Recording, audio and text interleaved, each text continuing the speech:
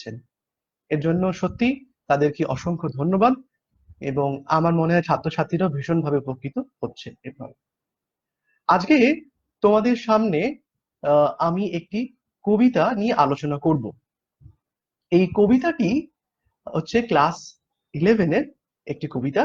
কবিতার নাম হলো কম্পোজড আপন ওয়েস্টমিনস্টার ব্রিজ। এই কবিতাটি আলোচনা করার শুরুতে কয়েকটা বিষয় সামান্য একটু জেনে নেওয়া হয়তো আমাদের প্রয়োজন রয়েছে। সেটি হলো যে যখনই আমরা কোনো লেখকের লেখনী পড়বো, সেই লেখক সম্পর্কে দু চার কথা জানা ভীষণ প্রয়োজন, এবং লেখনীটা কি বিষয় রয়েছে সেটাও হয়তো প্রয়োজন। তো সে বিষয়ে দু এক কথা বলে তারপর আমি মূল কবিতার মধ্যে প্রবেশ করব। তো প্রথমে উইলিয়াম ওয়ার্ডসওয়ার্থ হচ্ছে এই কবিতাটির লেখক বা কবি বলা যায়। উইলিয়াম ওয়ার্ডসওয়ার্থকে ইংরেজি সাহিত্যে আমরা প্রকৃতি কবি হিসাবে জানি, এবং তিনি প্রকৃতি কবি হিসেবে পরিচিত। তিনি রোমান্টিক কবি হিসেবে পরিচিত। এই উইলিয়াম ওয়ার্ডসওয়ার্থ 1770 সালে জন্মগ্রহণ করেন এবং 1850 সালে পরলোক গমন করেন। তার জীবনে এবং সমগ্র ইংরেজি সাহিত্যের ইতিহাসে একটা বিশাল মাইলস্টোন তৈরি করেছিলেন 1798 সালে একটি বই প্রকাশ করে। বইটির নাম হলো লিরিক্যাল ব্যালাডস, যেটা তিনি কোলরিজের সাহায্যে প্রকাশ করেছিলেন। এছাড়াও তার আরো অনেক গুরুত্বপূর্ণ এবং পাঠক মহলে সমাদৃত অনেক কবিতা আছে, এবং সেগুলোর মধ্যে অন্যতম হচ্ছে দ্য প্রিলিউড। প্রিলিউড হচ্ছে তার আত্মজীবনীমূলক একটা কবিতার বই। এছাড়াও solitary reaper, wandered lonely as a cloud, এগুলো সবাই আমরা মোরালেস জানি। এবার তোমাদের কে বলবো যে এই কবিতাটা কখন লেখা হলো। তার আগে একটু জেনে নিই যে কবিতাটা কি ধরনের কবিতা। আশা করি তোমাদের কাছে টেক্সটটা আছে, অর্থাৎ এই কম্পোজড আপন ওয়েস্টমিনস্টার ব্রিজের টেক্সটটা তোমাদের কাছে আছে। টেক্সটটা একটু ভালো করে যদি তুমি দেখো, কবিতাটা যদি একটু দেখো, তাহলে দেখতে পাবে যে কবিতাটাতে 14 লাইন রয়েছে। এখন 14 লাইনের কবিতাকে একটি বিশেষ কবিতা হিসেবে আখ্যা দেওয়া হয়। সেটা বাংলা ইংরেজিতে বলা হয় সনেট। তবে হ্যাঁ, 14 লাইনের কবিতা হলেই তাকে সনেট বলা হবে এমনটা কিন্তু নয়। 14 লাইনের কবিতা এবং তার সঙ্গে একটি নির্দিষ্ট অন্তমিল থাকতে হবে, অর্থাৎ ইংরেজিতে যাকে বলা হয় রাইম স্কিম, তবেই সেটাকে আমরা সনেট বলবো। এই যে আমরা কবিতাটা পড়বো, এটা একটি চতুর্দশপদী কবিতা, বা ইংরেজিতে যাকে বলা হয় সনেট। কি ধরনের সনেট? সনেটের উৎপত্তি হয় প্রধানত ইটালিতে উৎপত্তি হয়, এবং কবি পেট্রার্ককেই হাত ধরি বলা যায় যে এই সনেটের উৎপত্তি হয়, যদিও তার আগেও সনেট লেখা হতো। তো এটা একটা পেট্রার্কান সনেট। এই পেট্রার্কান সনেটের বিষয় হচ্ছে এখানে এই যে 14টা লাইন, এই 14টা লাইনে পেট্রার্ক দুটো ভাগে ভাগ করেছেন। প্রথম 8টা লাইনকে বলছেন অক্টেভ, আর পরের 6টা লাইনকে বলছেন সেস্টেট। তো এই বিষয়ে আমরা আরো গভীরে জানবো। এবার আসি এই কবিতার অকেশন, অর্থাৎ কখন এই কবিতাটা লেখা হলো এবং কেনই বা কবি লিখলেন। সালটা ছিল 1802 সাল। 1802 সালে জুলাই মাসে কবি কবি মানে আমি এখানে বলছি উইলিয়াম ওয়ার্ডসওয়ার্থের কথা। উইলিয়াম ওয়ার্ডসওয়ার্থ এবং তার বোন ডরোথি ইংল্যান্ড থেকে ফ্রান্সের উদ্দেশ্যে যাত্রা করলেন। কিসে যাত্রা করলেন? যাত্রা করলেন একটা ঘোড়ার গাড়িতে করে। এই ঘোড়ার গাড়িতে করে যাওয়ার সময় তাদেরকে যেতে হতো লন্ডন থেকে প্রথমে ডোভারে। তো লন্ডন থেকে ডোভারে যাওয়ার সময় সময়টা ছিল সকালবেলা। সম্ভবত ডরোথির কথা থেকে আমরা পাই যে সময়টা হয়তো 5টা থেকে 6টা এর মধ্যে হবে, মানে সকালবেলা। তখন ওয়েস্টমিনস্টার ব্রিজে যখন এই ঘোড়ার গাড়িটি আসলো, তখন কবি উইলিয়াম ওয়ার্ডসওয়ার্থ ওয়েস্টমিনস্টার ব্রিজ থেকে সমগ্র লন্ডনকে দেখা যায়, এবং সকালে লন্ডনকে দেখে তিনি এতটাই মুগ্ধ হলেন যে তিনি 31 জুলাই 1802 সালে, অর্থাৎ 31শে জুলাই 1802 সালে এই কবিতাটি লিখলেন। এবং এই কবিতাটি কিন্তু সেই 1802 সালে প্রকাশিত হলো এমন নয়, প্রকাশিত হয়েছিল 1807 সালে পোয়েমস ইন 2 ভলিউমস বইটাতে। এবার আমি আসি যে কবিতায়। তো কবিতার শুরুতেই আমাদের প্রথমে কয়েকটা বিষয় বলে নেওয়া প্রয়োজন, যে এখানে কবি কিন্তু আহ, যখন সময়টা কিন্তু সকালবেলা, যেমনটা বললাম উনি ওয়েস্টমিনস্টার ব্রিজে দাঁড়িয়েছেন কিসে না ঘোড়ার গাড়িতে করে, এবং উনি লন্ডন শহরটাকে দেখছেন, অত্যন্ত সুন্দর, মুগ্ধ হয়েছেন লন্ডন শহরকে দেখে, এবং তিনি এই কবিতাটা লিখলেন। এবার আমরা আহ পড়ি, দেখি কি বলা হয়েছে এখানে। তা উনি বলছেন, earth has not anything to show more fair. Earth means পৃথিবীর, has not anything to show more fair. Fair মানে এখানে বলছে সুন্দর, মোর ফেয়ার মানে পৃথিবীর এর থেকে সুন্দর দৃশ্য দেখানোর মতো কোনো দৃশ্য নেই। অর্থাৎ কবি সকালবেলা যখন ওয়েস্টমিনস্টার ব্রিজ থেকে, ওয়েস্টমিনস্টার ব্রিজটা কোথায় না, এটা হচ্ছে লন্ডনের একটি গুরুত্বপূর্ণ ব্রিজ। এটা টেমস নদীর উপরে অবস্থিত। টেমস হচ্ছে লন্ডনের একটি গুরুত্বপূর্ণ আহ, নদী, তার উপরেই ওয়েস্টমিনস্টার ব্রিজ। ওয়েস্টমিনস্টার ব্রিজের উপর থেকে যখন কবি লন্ডন শহরটাকে দেখছেন, তখন তার মনে হচ্ছে যে এই পৃথিবীর মনে হয় সবচেয়ে সুন্দরতম দৃশ্য এটাই। পৃথিবীর আর হয়তো এর থেকে সুন্দরতম দৃশ্য নেই। মানে উনি এতটাই মুগ্ধ হয়েছেন, উনি এতটাই আহ এতটাই সেই দৃশ্যে, সেই ওখানকার যে লন্ডনের দৃশ্যে এতটাই গভীরভাবে মনোনিবেশ করেছেন যে তার কাছে মনে হচ্ছে যে এর থেকে ভালো দৃশ্য হয়তো আর হয় না। তারপরে এবং উনি এতটাই মুগ্ধ হয়ে গেছেন যে উনি বলছেন, dull would he be of soul, mind, dull would he be of soul. Dull, DULL, ডাল কথাটা আমরা কখন বলি, মানে সেই ব্যক্তির মধ্যে সেই তাকে উনি বলছেন, তাকে আমি ডাল বলবো। কাকে ডাল বলবো না, who could pass by a sight so touching in its majesty. Dull would he be of soul, মানে তার হৃদয় থেকে, তার মধ্যে একটা যে নান্দনিক বোধ তার মধ্যে নেই। আমরা সাধারণত বলে থাকি যে মানুষ ফুল এবং শিশুকে পছন্দ করে না, আসলে কি তাকে মানুষ বলা যায়? তো এখানে সেখানেই কবি বলছেন, কবি এতটাই ওই দৃশ্যেতে মনোনিবেশ করেছেন এবং মুগ্ধ হয়ে গেছেন যে উনি বলছেন, dull would he be of soul, সেই ব্যক্তিকে আমি বোকা বলবো, সেই ব্যক্তিকে বলবো নান্দনিক বোধের অভাব রয়েছে। হু কুড পাস বাই, যে চলে যাবে, পাস বাই যে এড়িয়ে চলে যাবে, আর সাইট, SIGHT, সাইট। এখানে সাইট মানে ওই দৃশ্যের কথা বলেছে। কোন দৃশ্যের কথা বলছে? যে সকালবেলায় লন্ডন শহরের দৃশ্য। সকালবেলায় যখন লন্ডন শহরে প্রভাতের প্রথম কিরণ পড়েছে, সেই কিরণে যখন লন্ডন শহরটা প্রতিভাত হচ্ছে, সেইটাকে উনি বলেছেন যে এতটাই touching, city, sight so touching, এতটাই স্পর্শ করছে, ইন ইটস ম্যাজেস্টি। ম্যাজেস্টি মানে মহা সুন্দর, অত্যন্ত সুন্দর।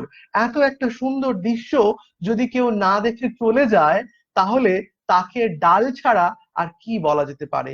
তার মানে কবি এখানে কিন্তু নিজে এতটাই মুগ্ধ হয়েছেন যে তিনি আহ, এই মন্তব্যটা করছেন। তার পরের লাইনটা বসছে, this city, this city, here এই সিটি বলতে কিন্তু লন্ডন শহরের কথা বলা হয়েছে। সিটি মিন্স লন্ডন শহর। লন্ডনটা কি না ইংল্যান্ডের রাজধানী, লন্ডন শহরের কথা এখানে বলা হয়েছে। দ্য সিটি নাও ডাথ, এখানে কিন্তু খুব একটা ইম্পর্টেন্ট শব্দ রয়েছে, DOTH। এটাকে অনেকে প্রনাউন্স করে ডোথ হিসেবে, বাট এটা ডোথ না, দিস ইজ, এটাকে উচ্চারণ করতে হবে does. Okay, this city now does like a garment where the beauty of the morning. শহরটা, কি বললাম, যে লন্ডন শহরের কথা এখানে বলা হয়েছে, যে লন্ডন শহরটা লাইক আ গার্মেন্ট ওয়্যার, মানে লন্ডন শহরটা ওয়্যার মানে পরিধান করে রয়েছে। কি পরিধান করে রয়েছে? দ্য বিউটি, সৌন্দর্যতা, অফ দ্য মর্নিং, সকালবেলায় অত্যন্ত সুন্দর যে মনোরম পরিবেশ রয়েছে, সেটাকেই যেন লন্ডন শহরটা পরিধান করে রয়েছে, এটা কবির মনে হচ্ছে। এখান থেকে একটা জিনিস বুঝতে পারছো যে এখানে কবি কিন্তু যেন এই লন্ডন শহরের মধ্যে প্রাণ প্রতিষ্ঠা করেছে। লাইক এ গার্মেন্ট, গার্মেন্ট মানে পোশাক, অর্থাৎ এই লন্ডন শহরটা সকালবেলার সৌন্দর্যটা যেন পোশাকের মতো পরিধান করে রয়েছে। এটা একটা বিষয় খেয়াল করো যে একজন কবি, আমরা হয়তো এরকম দৃশ্য বহু দেখি, কিন্তু আমরা এই দৃশ্য দেখে কিন্তু একটু চলে যাই, কিন্তু একজন কবির পক্ষেই হয়তো এইভাবে এইভাবে ব্যাখ্যা দেওয়া সম্ভব। তিনি উপর থেকে ওয়েস্টমিনস্টার ব্রিজের উপর দাঁড়িয়ে উপলব্ধি করছেন, দেখছেন যে একটা লন্ডন শহরই, সেই লন্ডন শহরটা কিন্তু সেই সকালবেলাটাকে, সকালবেলার সৌন্দর্যতাটাকে যেন পোশাকের মতো পরিধান করে রয়েছে। সাইলেন্ট, নিস্তব্ধতা রয়েছে। স্বাভাবিক, আমরা শহর বলতে কি বুঝি? একটা কোলাহলপূর্ণ জনজীবন বুঝি শহর, আর গ্রাম বলতে একটা নিস্তব্ধতা বুঝি। তো এখানে সাইলেন্ট, সাইলেন্ট কেন? না, সকালবেলা, সেখানে এখনো পর্যন্ত সকালের কাজকর্ম শুরু হয়নি, অতএব সেটা তো সাইলেন্ট হবেই। তো এখানে সাইলেন্ট বলতে এখানে শান্ত পরিবেশের কথা বলা হয়েছে। বেয়ার, বেয়ার মানে উন্মুক্ত, মানে যেখানে কোনো বাধা নেই, অত্যন্ত সুন্দরভাবে উনি দেখতে পাচ্ছেন। শিপস মানে জাহাজ, জাহাজগুলো। টাওয়ার্স, টাওয়ার গুলো। ডোমস, গম্বুজ, এখানে সেন্ট পলস গম্বুজ রয়েছে, সেন্ট পলস এর কথা বলা হয়েছে, এবং আরো অনেক গম্বুজের কথা বলা রয়েছে। থিয়েটার্স, রঙ্গমঞ্চ। টেম্পলস, গির্জা। Lie open unto the fields and to the sky. সমস্ত শহরটা নিস্তব্ধ রয়েছে, এবং সেটা তিনি কিন্তু ওয়েস্টমিনস্টার ব্রিজ থেকে অত্যন্ত সুন্দরভাবে উপলব্ধি দেখতে পাচ্ছিলেন, এবং তার মনে একটা আনন্দের ধারা কিন্তু প্রবাহিত হচ্ছিল, এবং এই কাব্যিক দৃষ্টিভঙ্গিতে কিন্তু উনি দেখছিলেন। তিনি দেখছেন যে শিপস, জাহাজ, টাওয়ার, গম্বুজ, রঙ্গমঞ্চ, এগুলো যেন সব শায়িত অবস্থায় রয়েছে। and open unto the fields and to the sky, খোলা রয়েছে, যেটা খোলা প্রান্তর, এবং আকাশের সঙ্গে শহরটা যেন একাত্ম হয়ে রয়েছে। all bright and glittering in the smokeless air, all bright, সমস্ত কিছুই উজ্জ্বল ভাবে প্রতিভাত হচ্ছিল, দেখা যাচ্ছিল। কেন উজ্জ্বল লাগছিল? অ্যান্ড গ্লিটারিং, এবং চকচক করছিল। কেন? কারণ সকালবেলায় যখন প্রথম সূর্যের আলো সমস্ত কিছুর উপর পড়েছে, তখন কিন্তু সেটা উজ্জ্বল এবং চকচক করছিল, এবং সেটা উনি কিন্তু লক্ষ্য করতে পারছিলেন। কিভাবে? In the smokeless air. Smoke মানে ধোঁয়া, তোমরা জানো। স্মোকলেস মানে ধোঁয়াহীন বাতাসে তারা কিন্তু, তিনি কবি কিন্তু এটা সুন্দরভাবেই ব্রিজ থেকে লক্ষ্য করতে পারছিলেন। আর একটা প্রশ্ন তোমাদের মনে জাগবে, যেটা পরীক্ষায় আসে, স্মোকলেস কেন? বাতাস কেন স্মোকলেস? বাতাস স্মোকলেস এই কারণে, কারণ যেহেতু সকালবেলা, সেহেতু তখন ওখানে কিন্তু শহরের কাজকর্ম শুরু হয়নি। যেহেতু শহরের কাজকর্ম শুরু হয়নি, তাই বিভিন্ন কলকারখানাও তখন খোলেনি। তার ফলে কলকারখানা থেকে নির্গত যে ধোঁয়া, সেই ধোঁয়ায় শহরটা ঢেকে থাকতো, তার ফলে সেখানে স্মোক নেই, সেটা স্মোকলেস এয়ার এখানে দেখা যাচ্ছে। এটা গেল তোমার অক্টেভ। এবার আসি সেস্টেটে, অর্থাৎ লাস্ট 6টা লাইনে। কি বলছেন কবি? Never did sun more beautifully steep. Never did sun, সূর্য কখনোই, এখানে বিউটিফুলি মানে সুন্দরভাবে, স্টিপ মানে হচ্ছে প্লাবিত করা, অর্থাৎ এখানে প্লাবন মানে সূর্যের আলোক ছটায়, সূর্যের রশ্মি ছটায় বা সূর্যের কিরণে সমস্ত কিছুকে যেন প্লাবিত করছিল, মানে ভাসিয়ে নিয়ে যাচ্ছিল, ডুবিয়ে দিচ্ছিল সূর্যের আলোয়। নেভার ডিড সান, সূর্য হয়তো কখনোই এত সুন্দরভাবে সমস্ত কিছুকে প্লাবিত করেন। এখন একটা বিষয় খুব গুরুত্বপূর্ণ, ভাবো সকালবেলা আমি, তুমি, অনেক সময় আমরা সকালবেলা উঠি এবং দেখি যে সূর্যের আলো পড়েছে। কখনো কি আমরা এইভাবে ভেবেছি? না, ভাবি যে সকালবেলাটা খুব সুন্দর লাগছে, সেটা কিন্তু ভাবি না। এটা সম্ভব কবিদের যে একটা মানস চক্ষু রয়েছে, সেই মানস চক্ষু দিয়েই হয়তো তারা এটাকে অনুধাবন করতে পারে, তারা এটাকে আলাদাভাবে অনুভব করতে পারে। তাই কবির মনে হয়েছে যে উনি ওয়েস্টমিনিস্টার ব্রিজ থেকে যখন লন্ডন নগরটাকে উনি দেখছেন, তখন উনি এত সুন্দর লন্ডন শহর উনি কোনোদিন দেখেননি। উনি যখন সূর্যের কিরণ পড়ছে তখন তার মনে হচ্ছে যে সূর্য হয়তো এত সুন্দরভাবে আর কোনোদিন প্লাবিত করেনি সমস্ত জিনিসকে। In splendour, valley, rock or hill, তার যে ছটা কাদেরকে সূর্য প্লাবিত করে তুলছে, ভ্যালি উপত্যকাকে, ভ্যালি মানে উপত্যকা, রক, রক মানে শিলা, এখানে পাহাড় বলতে পারো, হিল পর্বত মানে পাহাড় পর্বত উপত্যকা সমস্ত কিছুই সূর্যের কিরণে প্লাবিত হয়ে যাচ্ছে, এটা কবি উপলব্ধি করছেন। সেটা উপলব্ধি করতে পারছেন কারণ কি? কারণ হচ্ছে দুটো কারণ, একটা হচ্ছে সকালবেলা, কারণ সকালবেলা স্মোকলেস এয়ার, সেখানে কিন্তু প্রতিদিনের মতো কাজকর্ম শুরু হয়নি কলকারখানার চাকা তখনও খুলতে শুরু করেনি, তার ফলে আকাশ স্মোকলেস, আকাশে কোনো ধোঁয়া নেই একেবারে। উনি ওয়েস্টমিনিস্টার ব্রিজ থেকেও কিন্তু সেটাকে স্পষ্টভাবে উপলব্ধি করতে পারছিলেন, দেখতে পাচ্ছিলেন। এতে তার মনে একটা অনাবিল আনন্দ ধারা কিন্তু প্রবাহিত হচ্ছিল। Never saw I, never saw I, I এখানে বলতে কবি নিজেকে বুঝিয়েছেন, আমি। এখানে যদি তুমি এই কবিতার মধ্যে দেখো, এই কবিতার মধ্যে কবি নিজের ব্যক্তিগত অনুভূতিটাই কিন্তু বর্ণনা করেছেন। মূলত সনেটের মধ্যে নিজের ব্যক্তিগত কথাই বর্ণনা করা হয়। নেভার স আই, আমি কখনো দেখিনি, আমি কখনো এই এত মনোরম দৃশ্য অনুভব করিনি। নেভার ফেল্ট, ফেল্ট মানে অনুভব করা, স মানে হচ্ছে দেখেছিল, সি স সিন, ওকে, সি হচ্ছে প্রেজেন্ট, স পাস্ট আর সি হচ্ছে পাস্ট পার্টিসিপল ফর্ম।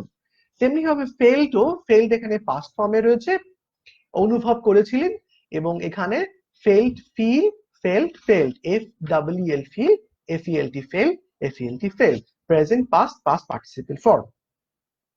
তারপর কি বলছেন, আকাম সো ডিপ, কাম, কাম শব্দটার সঙ্গে তোমরা পরিচিত, মানে কাম মানে হচ্ছে প্রশান্তি, কাম সো ডিপ, এত গভীর প্রশান্তি, নিস্তব্ধতা, ভাবো না সকালবেলা উঠেছো তুমি, উপর থেকে দেখছো নিস্তব্ধ সমস্ত কিছু, নিস্তব্ধতা রয়েছে, so deep. The river glideth, the river glideth at his own sweet will, the river glideth, এই যে glideth এই শব্দটা, আর একটা বিষয় আমি একটু আমি সেটাকে ডিসকাস করিনি আগেই, যে অক্টেভে একটা শব্দ ছিল, the city now doth, doth sorry, so এই ডাথ এবং এই গ্লাইডেথ এই দুটো শব্দই কিন্তু আর্কেইক শব্দ। আর্কেইক মানে কি ওল্ড ফ্যাশন, এটা এখন কিন্তু ব্যবহার করা হয় না। গ্লাইডেড মানে এখন বর্তমানে আমরা যেটা ইউজ করি সেটা গ্লাইড, গ্লাইড মানে ধীরে ধীরে বয়ে চলা, ওকে। সো রিভার গ্লাইডেড, নদী, এখানে এই নদী বলতে কোন নদীর কথা বোঝানো হয়েছে, এটা কিন্তু পরীক্ষাতে আসে। এখানে কিন্তু নদী বলতে টেমস নদীর কথা বলা হয়েছে। টেমস নদী যেটা লন্ডনের মধ্য দিয়ে প্রবাহিত হয়েছে, টেমস লন্ডনের একটি গুরুত্বপূর্ণ নদী। দ্য রিভার গ্লাইডেড, লন্ডনের গুরুত্বপূর্ণ নদী টেমসটা কিন্তু বয়ে চলেছে। সব থেকে বেশ আকর্ষণীয় বিষয় দেখো, কবি কোথায় দাঁড়িয়ে আছেন, কবি দাঁড়িয়ে আছেন ওয়েস্টমিনিস্টার ব্রিজে। কিসের উপর দাঁড়িয়ে আছেন, বসে আছেন, উনি বসে আছেন একটি ঘোড়ার গাড়িতে, ব্রিজে বসে আছেন। একটু ফিল করো, দেখো সব থেকে গুরুত্বপূর্ণ বিষয় হচ্ছে ওয়ার্ডসওয়ার্থের কবিতার মধ্যে এখানে ছবির মতো বর্ণনা করা হয়। তুমি আমি বা তুমি যখন কবিতাটা আমরা পড়ছি, আমরা কিন্তু পৌঁছে যাচ্ছে সেই ওয়েস্টমিনিস্টার ব্রিজে, সেই ওয়েস্টমিনিস্টার ব্রিজে যেন মনে হচ্ছে যে আমরা ঘোড়ার গাড়িতে বসে আছি, সেই ঘোড়ার গাড়িতে বসে থেকে আমরা যেন লন্ডন শহরটাকে দেখছি। এটাই তো কবির মানস চক্ষু, এখানেই তো কবির সাফল্য, এখানেই তো উনি আমাদের সেই পিক্টোরিয়াল, যেটাকে ছবির মতো বর্ণনা করেছেন, উনি ঘোড়ার গাড়িতে বসে সেখান থেকে উনি দেখছেন তার নিচে দিয়ে চলে যাচ্ছে টেমস নদী, ধীরে ধীরে ধীরে প্রবাহিত হচ্ছে, কোনো বাধা নেই টেমস নদীর প্রবাহতে। at his own sweet will the river glided, river মানে যেমন বললাম এখানে রিভার বলতে টেমস নদীকে বলা হয়েছে, গ্লাইডেড বয়ে চলেছে, at his own will, at his own will, his বলতে এখানে কিন্তু রিভারের কথাই বলা হয়েছে, own নিজের, সুইট উইল নিজের সুন্দর এবং সুন্দর ইচ্ছা, মানে নিজের ইচ্ছায় যেন নদী নিজের ইচ্ছায় ধীরে ধীরে ধীরে প্রবাহিত হচ্ছে, কোনো বাধা নেই, কোনো ব্যস্ততা নেই, সবটাই একেবারে নিস্তব্ধতা, সমস্তটাই একেবারে মনোরম পরিবেশ রয়েছে। তারপরে তারপরে লাইনটা খুব গুরুত্বপূর্ণ, বলছে ডিয়ার গড, ডিয়ার গড, এখানে দেখো একটা বিস্ময় একটা বিস্ময় সূচক চিহ্ন রয়েছে, হে ভগবান। কেন বিস্ময় সূচক চিহ্নটা উনি ব্যবহার করেছেন? উনি ভগবানের এই সৃষ্টিতে, উনি গডের এই সৃষ্টিতে মুগ্ধ হয়েছেন, বিস্মিত হয়েছেন। উনি বিস্মিত হয়ে গিয়ে উনি বলছেন ডিয়ার গড, হে ভগবান, বলে উনি কি বলছেন? the very houses seem asleep, very houses seem asleep, যে বাড়িগুলো রয়েছে, কোথায় বাড়িগুলো? শহরের যে বাড়িগুলো। কোথা থেকে দেখছেন উনি? ওয়েস্টমিনিস্টার ব্রিজ থেকে দেখছেন। বাড়িগুলোকে দেখে সিম, সিম মানে মনে হওয়া, SEEM, সিম মানে মনে হচ্ছে ওনার, কি মনে হচ্ছে? অ্যাসলিপ মানে ঘুমিয়ে রয়েছে। ওনার মনে হচ্ছে যে যে সমস্ত সব বাড়িগুলো লন্ডন শহরে যেন ঘুমিয়ে রয়েছে। লন্ডন শহর কিন্তু এত নিস্তব্ধ থাকে না, কারণ যে কোনো শহরে কিন্তু কোলাহলপূর্ণই হয়। কেন ঘুমিয়ে রয়েছে? কারণটা খুব সিম্পল, খুব সাধারণ কারণ, কারণ সময়টা কখন? সকালবেলা। আর কি?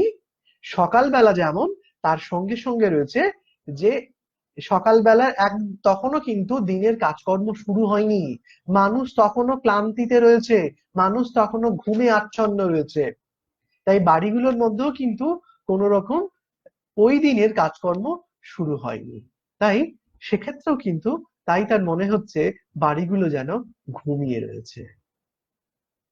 and all that mighty heart is lying still, and all that mighty heart, all that mighty heart means সমস্ত কিছুই, that mighty heart, এখানে এই হার্ট, মাইটি হার্ট শব্দটা উপমা হিসেবে উনি ব্যবহার করেছেন। মাইটি হার্ট অর্থাৎ তার শব্দের অর্থ এখানে মাইটি মানে বিশাল বড়, বিশাল বড় হার্ট, হৃদয়ের কথা উনি বলেছেন। এখানে মাইটি হার্ট বলতে উনি বুঝিয়েছেন লন্ডন শহরের কথা।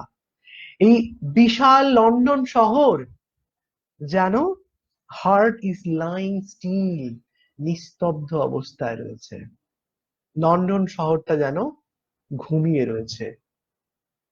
তো এই ছিল তোমার কম্পোজড আপন ওয়েস্টমিনিস্টার ব্রিজের যে উইমটা। এখানে মূলত কবি ওয়েস্টমিনিস্টার ব্রিজ থেকে যে দৃশ্য দেখেছেন, যে বিষয় উনি উপলব্ধি করেছেন, যে তার যে মনে হয়েছে, যে অনুভূতি হয়েছে লন্ডন শহরটাকে দেখে, লন্ডন ওয়েস্টমিনিস্টার ব্রিজ থেকে, সেটাই উনি লিখেছিলেন। এবং সব থেকে গুরুত্বপূর্ণ বিষয় হলো তিনি সকালবেলা লক্ষ্য করেছেন যে লন্ডন শহরটা স্মোকলেস, লন্ডন শহরটাতে তখন কিন্তু কোনো ধোঁয়া নেই, কারণ তখন লন্ডন শহরে কোন রকম কার্যকলাপ শুরু, দিনের যে কার্যকলাপ এবং কারখানা শুরু হয়নি। সকালবেলার প্রথম সূর্যের কিরণ সমস্ত কিছুতে এসে পড়েছে এবং সেটা উজ্জ্বল চকচক করছে এবং তার সে কবি মনকে ভীষণভাবে আন্দোলিত করেছে এই এই সকালবেলার দৃশ্য। তো এখান থেকে এই এই কবিতাটা খুবই গুরুত্বপূর্ণ কবিতা। এখান থেকে কিছু গুরুত্বপূর্ণ প্রশ্ন অবশ্যই তোমাদের জন্য আমি পাঠ্য তৈরি করব এবং সেটা তোমরা পেয়ে যাবে। আর ভালো থেকো, সাবধানে থেকো, সুস্থ থেকো।